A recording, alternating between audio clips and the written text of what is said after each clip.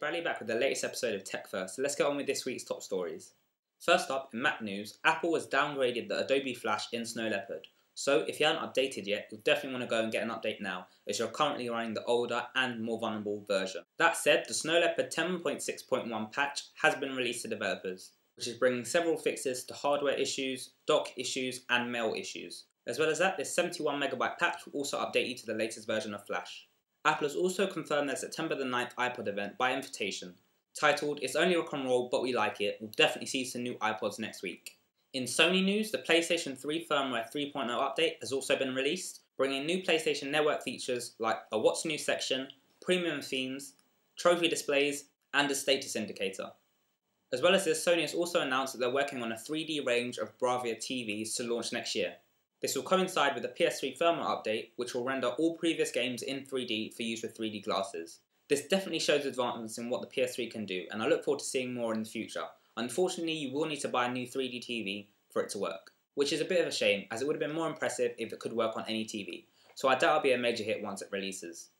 In mobile news, Palm accidentally leaked their own WebOS for the Palm Pre. Version 1.2 shows improved copy and paste, as well as email searching and the capability to save images from the web browser. Great features to have, but as I'm sure you'll know, it's nothing new to the smartphone market. Americans will also be happy to hear that AT&T has announced that the iPhone MMS will be launching on September 25th by a firmware update. Unfortunately, there's still no announcement for tethering, and it will come at a later date.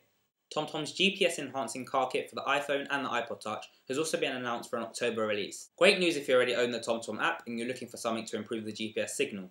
However, unless they bundle it with the app so you can save some money, I don't think it's a really great deal. The app itself already costs £60 in the UK, which is quite a lot as you're only paying for the software and the GPS hardware is already on the phone. Grand Theft Auto for the iPhone has also been announced, although no release date has been given. The retro top-down view will be used in the iPhone version of the game. Although I prefer to see something that matches the console versions of the game, top-down does work, as if you've played Chinatown Wars on the DS, you'll know that it's a great game. Even with top-down, they've tweaked the graphics to make it look slightly more 3D. And finally, in Microsoft news, the fail rate of Xbox 360s is, although previously estimated at a 54% fail rate, which is extremely high, a new study by SquareTrade has estimated the fail rate to be 23.7% within 2 years. Although this shows signs of improvement, it's still way too high compared to the 2.7% of Wii's that fail and 10% of PS3s. This week's top rumours is that YouTube could be looking into on-demand rental movies, some for free with ad support and others for a fee. Although I personally wouldn't pay to watch movies on YouTube, I'll be prepared to watch a movie online for free if it had a couple of ads in it. And in more Apple tablet news, the new scalable virtual keyboard found on Snow Leopard, along with expose in the dock, has fueled more rumours that we could be seeing an Apple tablet sooner than we expect. But I guess we'll just have to wait and see.